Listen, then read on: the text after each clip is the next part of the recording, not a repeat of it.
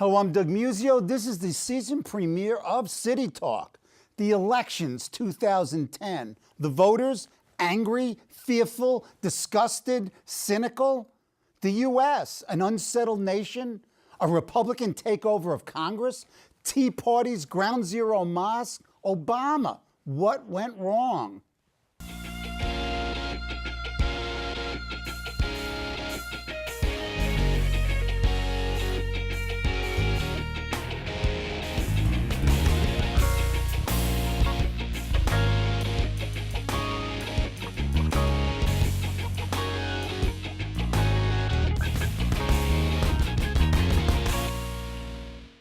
Joining me in the first of a two-part conversation on national and state politics and the 2010 elections are two of my favorite political wise guys. I mean wise men, Ed Rollins and Errol Louis.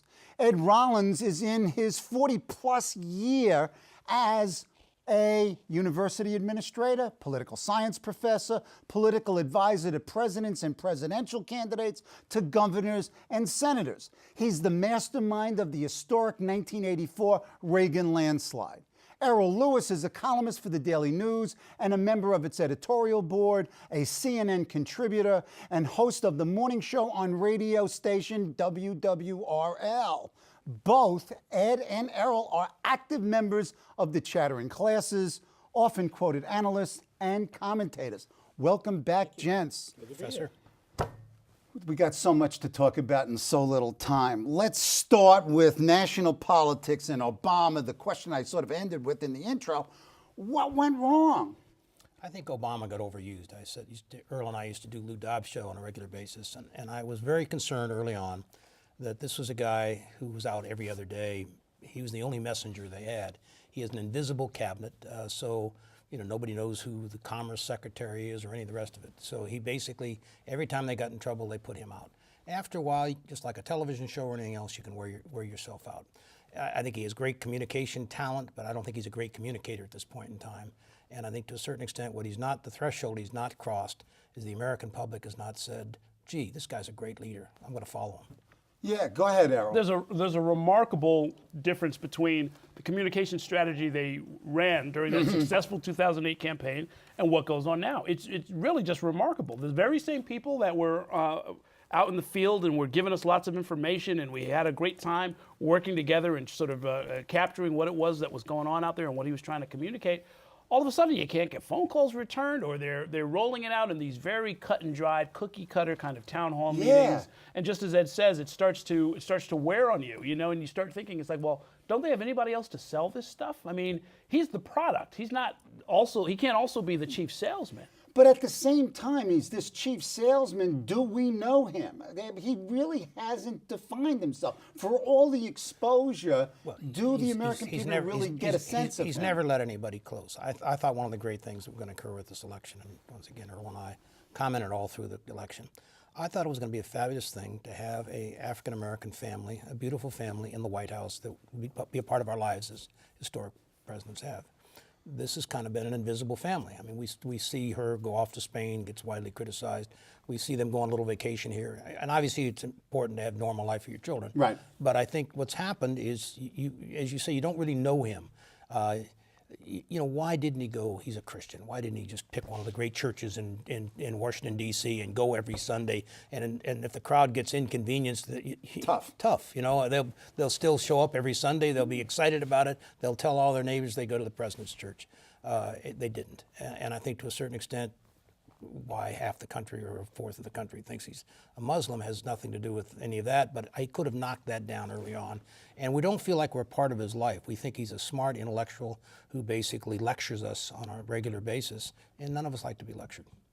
Yeah, I mean, this is true. He's not a touchy-feely kind of a guy, and the reality is he never was. I mean, he's impressive, And he's cerebral. Yeah, he's cerebral. He was, in fact, a professor for a long time. You know how those professors are. Yeah, cerebral, charming. And when he talks about the American people, it sounds like an abstraction. It doesn't sound like his family or his neighbor or his life or your life or anybody that you've ever heard of. It sounds like this thing that he's been entrusted to take care of. So he loses some points there, and it makes it hard for him to deal with what any president, including Ronald Reagan, who Ed worked for, to recover from, which is a disastrously deep, vicious recession. Very hard to work with that kind of a challenge when people don't feel like inside you're with them, you're fighting for them, you're somebody who relates to them. And also, you have two wars that also command the chief executive's attention, so you've got that problem.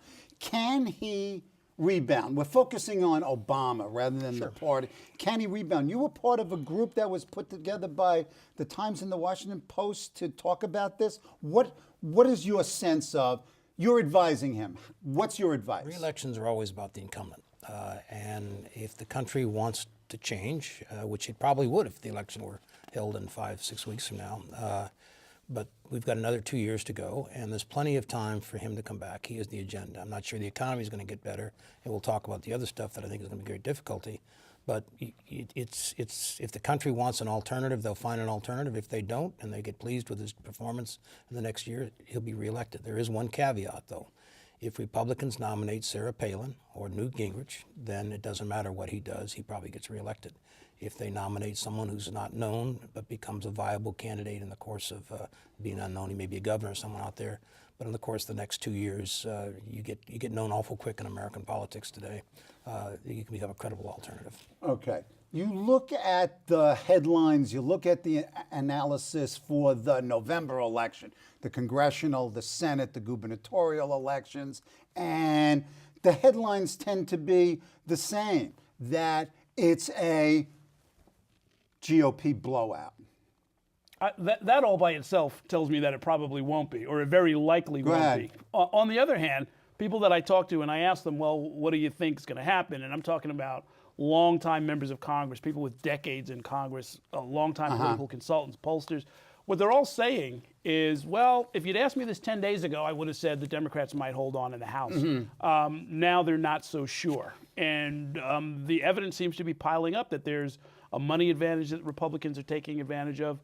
There's an enthusiasm gap that is very sizable and, in fact, measurable. We just finished a primary in August in Florida where, despite a 750,000 vote advantage that the Democrats have, they underperformed. 1.2 million Republicans came out and about 900,000 Democrats came out. And you've seen this enthusiasm gap almost throughout the country in this primary season. And that's like catnip to people in Ed's business who are trying to really focus everything on Election Day. So I think the Democrats are going to have a very bad day on November 2nd. Because if you look at, for example, Rothenberg, Cook, the other wise guys, Real Clear Politics, 538, all the numbers seem to suggest that Republicans are not only going to make inroads in both houses, but could conceivably take the House and conceivably take the Senate, even though less likely. Go ahead. Both can occur. I would certainly have never predicted the Senate 3 or 4 months ago, right. And I wouldn't have predicted the House a year ago. I think both are doable.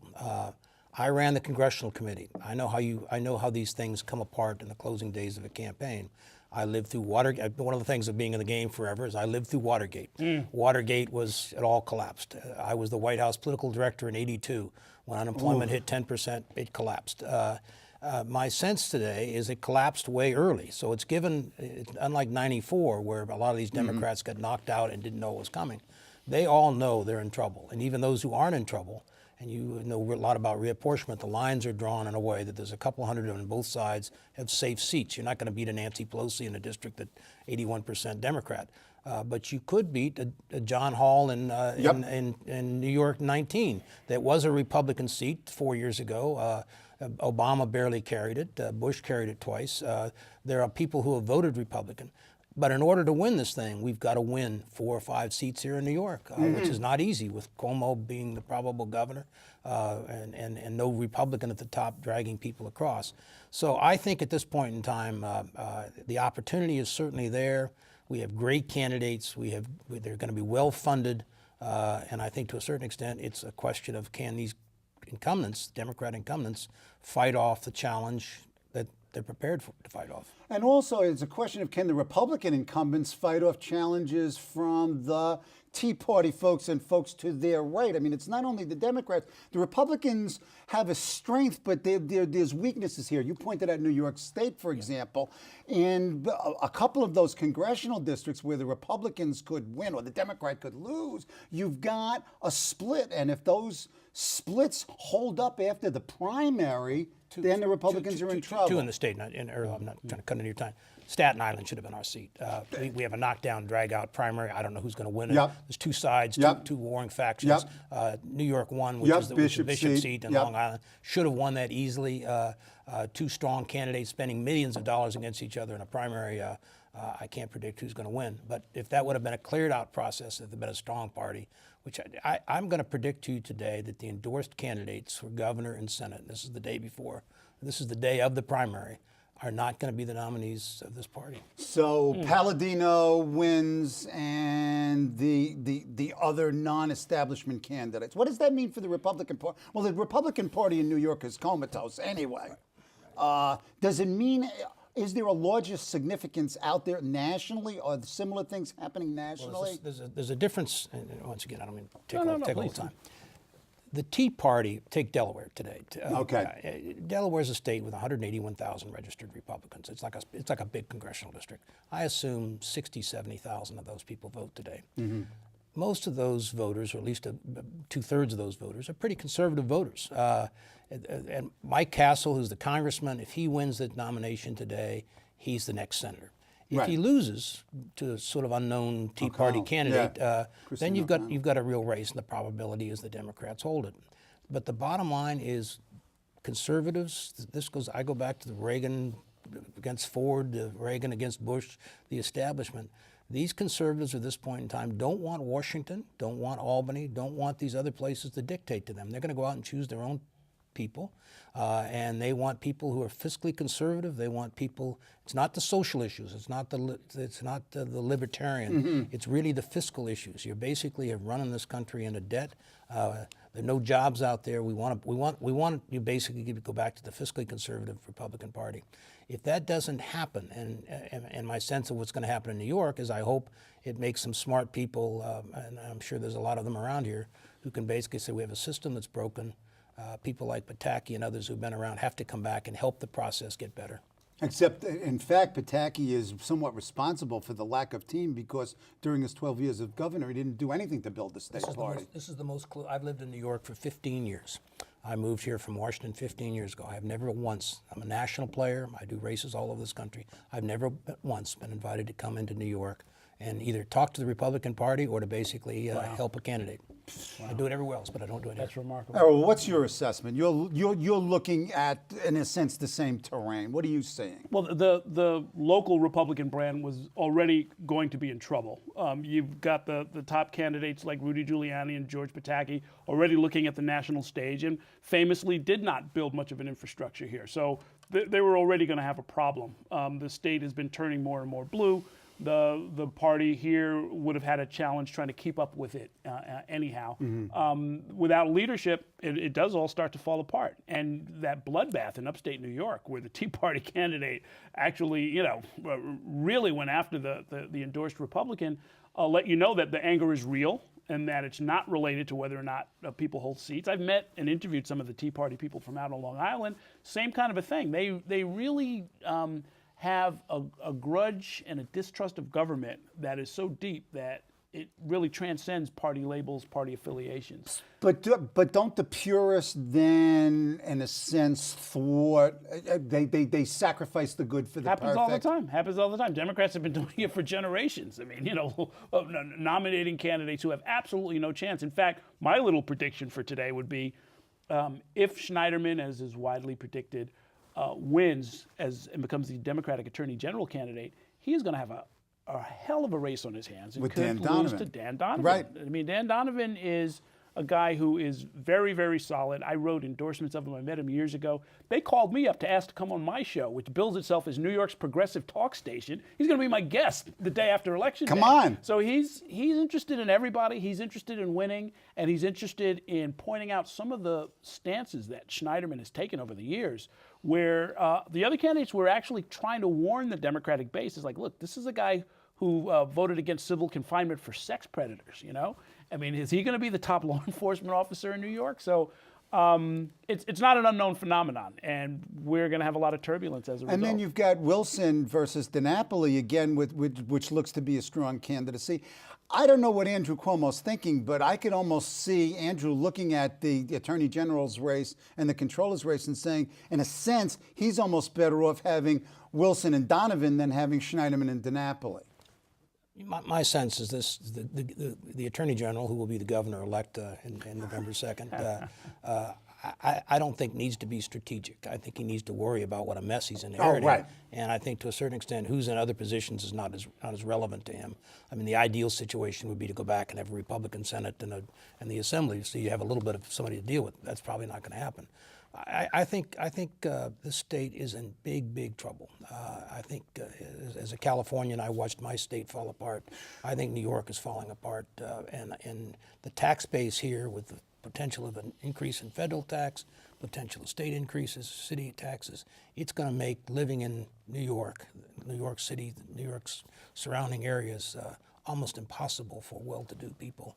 And they can go anywhere they want to these days. The lucky thing that they have is that Connecticut doesn't have its old system of no income tax, so you'd see everybody moving there. But I think at the end of the day, corporations can go anywhere they want. Anybody starting small businesses can move anywhere they want. Telecommunication, all the rest of the fancy things we have today. There's no great need to be in the heart of Manhattan. Okay, let's move from New York back out to the larger electorate. If you look at the polling and the most recent ABC Washington Post poll, this headline, "Revolt Against Status Quo Gives Republicans Record Lead in 2010 Midterms." What's your sense of the electorate? Is there a national electorate? Are they angry? Are they fearful? Are they distrustful? Are they all of those things? One side is angry. Republicans are angry and intense. I think Democrats are disillusioned, and especially those who voted the first time or second time for Obama. I think they had great hope. And when you look at first of all, there's a third less who vote in midterm elections, and it's very hard to get enthusiastic. If you're a young person who went out and was all for Obama, it's real hard to go out and find your local congressman and get equally as enthusiastic. So I think the drop-off will be among African Americans. I think it'll be among younger voters that who voted in record numbers for Obama.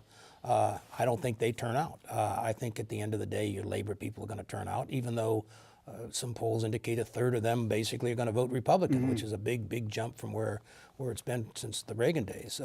So my sense is the diehard Democrat, the progressive, and even the progressives aren't happy.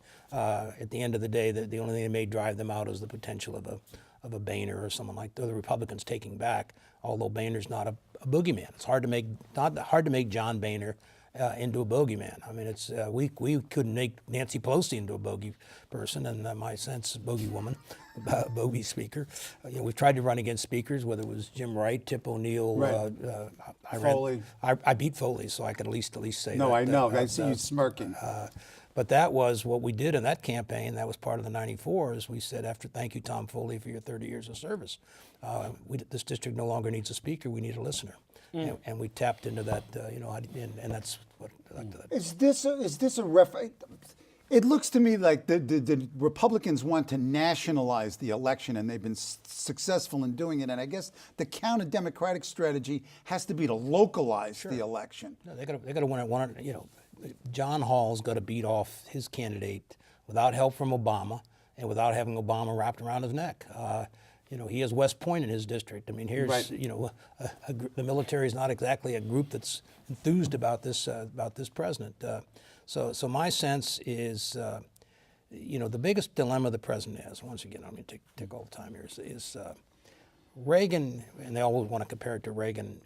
We hit the unemployment numbers the same way, but Reagan's tax plan didn't come into existence till January of 1983.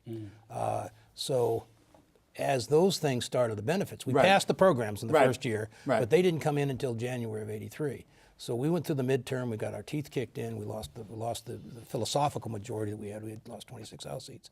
And we had the conservative Democrats who gave us a philosophical majority. We didn't have those the last 2 years, but we didn't need any programs. We had the programs, our programs started coming into existence, the economy came back. The problem this president has is, and Reagan was defined as a leader because he had fired the air traffic controllers, he was standing up to the Soviets, he'd rebuilt the military. And he had been around for 40 years, Right. and he was a two-term governor. Right. So that people knew Yeah. Reagan, but they don't know Obama. And the problem with all of that is they don't know Obama. Even the Democrats aren't sure what kind of leader he is. He's passed his big programs, none of which basically kick in a way that benefit the economy. And equally as important, or at least not in the foreseeable future. And so my sense is, however this election turns out, and I think it's a pretty divided electorate, a pretty divided Congress when it comes back, it's going to be there's going to be no stimulus programs. You're not going to cut the entitlements. You're not going to raise the taxes. You're going to have 2 years of real tough stalemates. And the question becomes, how do you get back to the base? I mean, one of the things Go that ahead. will fall by the wayside is any possibility of action on immigration. There go the Latinos. You know, the unemployment will continue to be stubbornly high. That's going to bleed out some of the enthusiasm in even the black base. And then the unions who wanted their Employee Free Choice Act, you Right. know, and they're not going to get their card check bill. It's not even going to come up. They're not going to necessarily see, I mean, maybe he can make some progress on foreign trade or some of these trade deals, but he's not going to have a lot to work with, which suggests that he's going to end up having to do for 2012 what Bill Clinton did in 1996, Right. which is a lot of little programs and, you know, sort of play them up and kind of be the governor of all 50 states and throw a little here and a little bit there. But one of the big differences between this president and Reagan was, you know, there was this three-legged stool of support for President Reagan. It was the defense conservatives, the social conservatives, the fiscal conservatives. He tended to that base Right. Religiously, and Yep. small business, by Yep. the way. Right. And this president, you know, I can tell you that the view from the base is that there are a few too many key parts of the base that are being ignored. The most important one, incidentally, is the suburban swing voters. Those are the folks that I'm going to be looking at as the midterms come and go, because if they don't come back, he's going to have a very hard time in 2020. Okay, let's look at bellwethers. You talked about swing voters. Are there any particular states that we should be looking at as sort of indicative or evocative of what might happen, or are they all unique?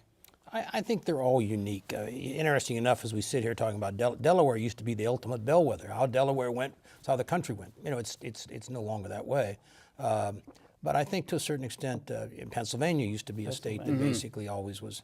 I think the key thing here, and what I'm watching closely, is and I've done 9 presidential campaigns. It always comes down to Ohio. It always comes down to Michigan. It always comes down, Illinois used to be, Florida, California, Texas, which are the big ones, and New Jersey. You know, all of those states that the president did much better in than any traditional Democrat, places like Virginia and others. If he could have cemented those states, you know, there's always rhetoric of a permanent majority, Sure. whichever. And the bottom line Which is, doesn't last until the next what is election. occurring, and you know, you teach young people, I teach young people. These young people who are going to be the future of this country are really not tied to either party. They're going to enthuse about Obama, but they're not going to march out there and find their local congressman or the local assemblyman. They're going to be independents, and they're going to be independents their entire life. And independents basically are going to go back and forth. In 2006, when independents voted Democrat, they won the Congress. When 2008, they voted overwhelmingly for the Congress, for Democrats, and for the president. Now they're back with us. Now they're not going to stay with us unless we basically appeal to their base. I want to move from sort of the politics. We'll talk a little bit more about that in the next show. The state of the national political dialogue, if you will. It seems to be coarser, more angry, more talking past. Are we at a different state that we've been in before, or have we been here before? I've only been around for 100 years, so I can only tell you that. And I came to Washington, starting California politics in the 60s. Came to Washington in '72 for the second Nixon administration. Lived through the Watergate period, what have you. I sort of attribute this to what I call the Jim Wright, Newt Gingrich era of where it started in the late 80s. And a lot of it was the breakup of the social system in Washington, D.C.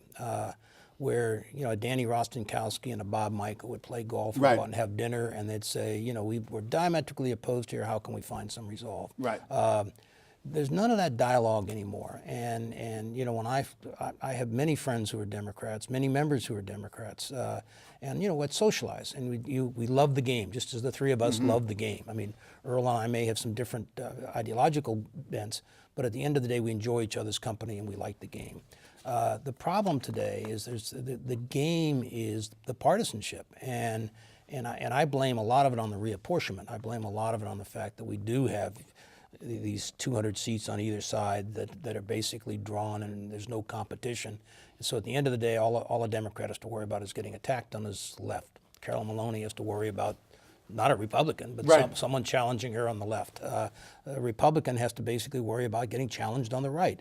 So you're forced to go further and further, and the country is less partisan, going to the point I was making earlier about the independents. I mean, literally the plurality of voters today are self-identified independents. Pollsters don't let them sit there. They force them to Right, make they a choice, force the but they leaners. really are independent. And we're going to have a very difficult period in politics as a result of this, because we've got an electorate that's crying out for somebody to bring everybody together, and all of the rewards in the political system are for doing the opposite. So we're going to see more polarizing elections. I mean, the fact that I think there's something like 7 or 9 of the Republicans endorsed candidates for Senate lost to Tea Party candidates. Yep. That's not a great thing. Democrats have been jumping up and down because it creates some possibilities in a few instances, but overall, that's Systemically, it's not good. not a good thing. And for the president to have so stubbornly insisted on bipartisanship, because it did ride him from that speech in 2004 Yep. all the way to the White Yep. House, but then not being able to deliver on it, there's going to be a certain amount of cynicism that trickles in,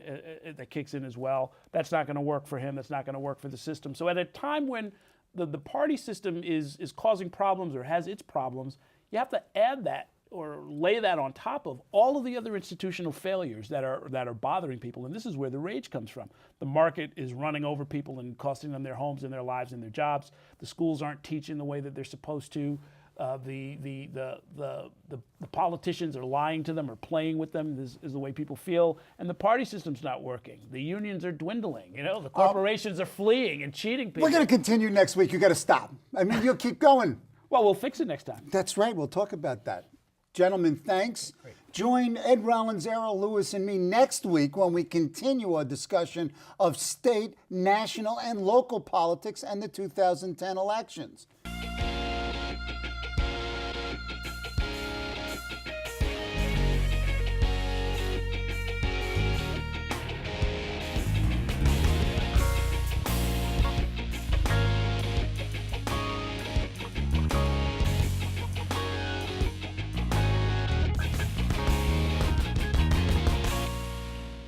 Hello, I'm Doug Musio. Let us know what you think about this show. You can reach us at CUNY.TV. When you get there, click on the bar that says Contact Us and send your email. Whatever it is. Thanks, no thanks, obnoxious, do it. Send it.